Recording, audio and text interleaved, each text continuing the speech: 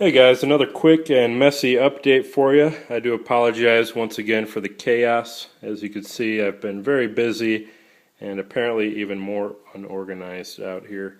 That's definitely one of the next things on my list is getting this workbench cleared back off and in a cleaner state that I can actually get some work done. But I did want to share a couple of real quick projects with you, including a knife I just finished for a buddy of mine out at work. This one's actually going to be going to his dad for a birthday present, albeit a belated birthday present. But this guy out at work, a friend of mine, he had purchased one of my patch knives off of me a while back and really liked my work and wanted me to make one for his dad as well.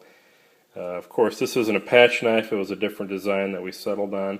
One that I had already kind of made a couple of templates. I showed him some pictures and he really liked it. So I went ahead and finished one up for him, as you can see here. And I just wanted to show you guys what that looked like. So there's the overall package in the sheath. Standard Boltaron sheath, which is another trade name for Kydex. Slightly different formula than Conceal-X or standard Kydex. In my opinion, it forms a little bit tighter, a little bit easier, and as you can see, it gives very sharp lines. So I'm very happy with this product and how it turned out. And of course, we have my standard drop leg attachment, leather belt loop, which is removable or replaceable with a standard large tech lock.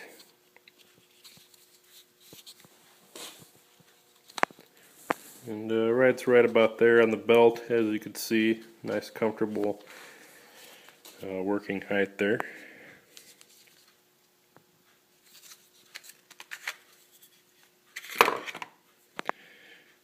And there's the overall knife, full flat ground, 1095 high carbon steel.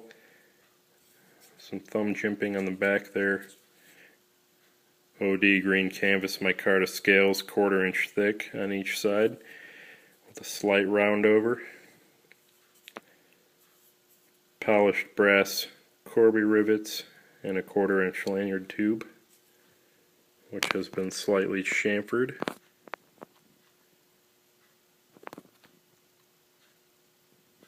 If I could focus in there. And as usual, hair popping sharp and ready to be put to use. And overall, I really like how this design came out. Nothing too fancy, just a standard belt knife, maybe everyday utility blade. Not too big, not too small. You probably wouldn't want to chop down a maple tree with the thing. But definitely good for your average tasks. Either around a ranch, campsite, maybe going hunting, what have you. So that's that, just a real quick look. And then I got some other knives on the workbench profiled out. This one's another of my original designs, kind of a big chopper, almost a bolo style blade to an extent, or maybe even a straight kukri. But definitely intended to be blade heavy, forward heavy, although you can also choke up with an optional grip to get a little more weight balanced towards the center. This will be made out of 1/4 inch A2 tool steel, which is a new steel for me to heat treat. And then here's another out of 1/4 inch A2 for one of my YouTube subscribers, based off of Pat's knife. Although with some minor differences, he wanted the blade a couple inches longer, or about an inch longer, and I actually made it a little bit wider as well. So there's just a quick direct comparison between the original. As you can see, it's about twice as thick as well. And just real quickly to show you another design I'm toying with. This is a Karambit. This is a mild steel template, just to check ergonomics. which so far I'm very happy with. Would be much better even with some 1/8 inch or even 1/4 inch scales. Got a 1 inch hole for the finger.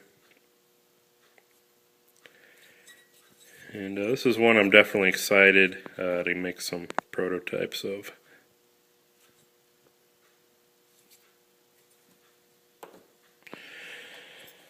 So that's that. Got my standard pile of other projects here: kitchen knives, another belt knife, bushcrafters, paring knife that really just needs handles and an edge.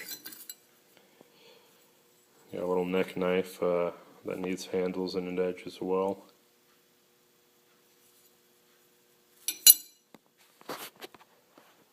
And then piles of materials over here. I got some black linen micarta for my kitchen knives, more OD green, some toxic green Kydex,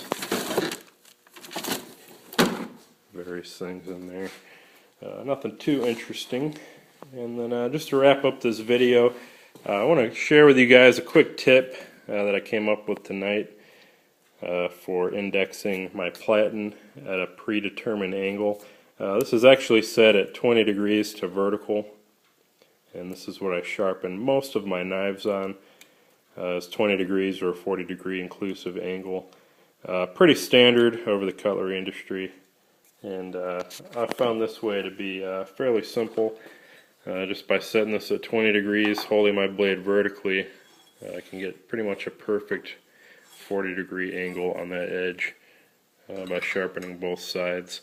But one problem that I've noticed, I usually use a protractor or an inclinometer, whatever you want to call this, to set the angle, putting this on my platen without the tool rest, of course, and getting that right at 70, which is 20 degrees to vertical. And usually burns up maybe a couple minutes getting that right where I wanted. So what I did to kind of save some time is I went ahead and made a little index hole here with a 3/32 drill bit.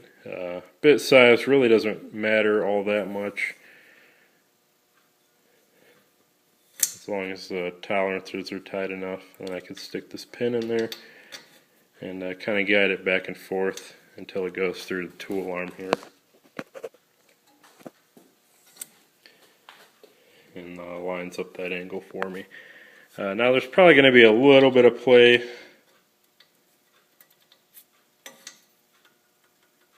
as you can see, not a whole lot, but that should at least get me within a couple degrees. Maybe then I could fine tune it, and at the very least that'll shave a few seconds off my setup time each time that I do that. So just a real quick tip for you: if you have a KMG style flat platen or any other kind of pivoting platen, that's just one way to kind of help you index it. It could be used for any angle, as long as you just prefix your angle and then drill your hole straight through. 90 degrees would probably be a good idea to try on this as well. But at any rate, just a quick tip for you, a couple quick updates on some projects. This 8-inch chef knife will be one of my next ones as well.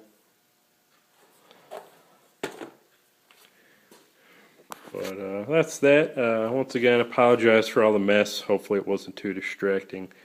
Appreciate you guys watching these updates. And I also appreciate and would like to welcome the new subscribers that have joined my channel since the last video. So thanks for watching, guys. Hopefully I bring some more things that are halfway interesting for you. And as I find time to finish more of these projects, you'll definitely be getting more videos. So with that being said, I think I'm going to call it a night, get some sleep, and see what I can do tomorrow. Thanks for watching, guys. I'll see you.